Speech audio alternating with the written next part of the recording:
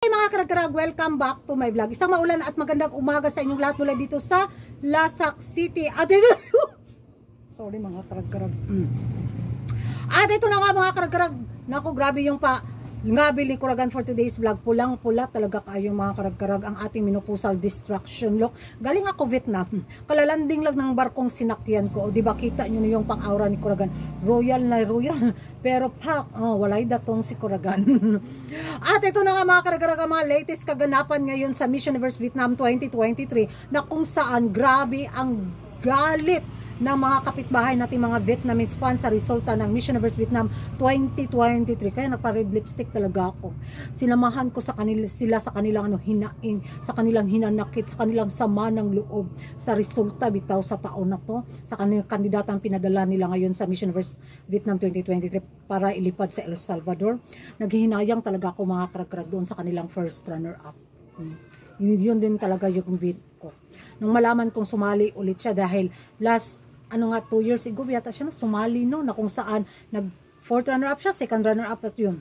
Na kung saan sumali ulit kasi ang ganda kasi ng tindig na babaeng ito. Pahawa di langaw. Nagagandahan talaga ako sa kanya ba. Kaso nga lang, akala ko sa taon na to ibigay na talaga sa kanya ng Miss Universe Vietnam organization, but sad to say, first runner up lang jud siya. Gigil ang mga Vietnamese fans.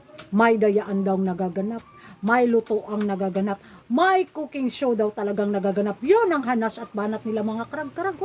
Kasi nga, ito palang nanalo sa Miss Universe Vietnam 2023. Nako, ang chika nito in fairness. Ito palang kandidatang to ang sumalubong at bitaw sa mga nung pumunta ang Miss Universe Vietnam organization sa Vietnam. Siya yung entertain, siya yung nag-asikaso, siya yung nagsumundo daw sa airport, tapos biglang sumali daw sa Miss Universe Vietnam 2023 at biglang wagi ang kandidatang to. Siya ang nakasungkit sa corona. Masyado daw halatado ang manipula ng Miss Universe organization kung sino yung gusto nilang kandidatang ipanalo sa Miss Universe Vietnam 2023. At yun na nga, nakita naman daw yun. Latag na latag daw kaayo ba yung ebidensya bitaw. Kaya daw ito nagwagi kasi malapit sa sandok ni Hello the Universe. Yun yung banat ng ating mga kapitbahay na mga Vietnamese. Hindi talaga nila masyadong tanggap ang resulta mga karag-karag. Naghihinayang talaga sila sa kanilang first runner-up. Kasi yung first runner-up naman talaga nila, wapahan dyan ko mga karag-karag. Ang lakas ng dating ng niya ba, beauty bitaw niya, but sad to say, wala, hindi talaga binigay sa kanya. Pero okay lang naman dahil pwede pa naman siyang sumali hanggang mag 90 years old siya, diba? Kasi no age limit na nga ang Miss Universe. So may pag-asa pa talaga siyang masungkit ang corona sa Miss Universe Vietnam 2020, 60, 2020, 70, ganon. Yung mga pa-eksena. Yung mga runner-ups lang na hindi nakasungkit ng corona, huwag mawalan ng pag-asa. Bisang pag nagtikongkong na, pwede pang sumali sa Miss Universe. So, yun yung hanas ng ating mga kapitbahay.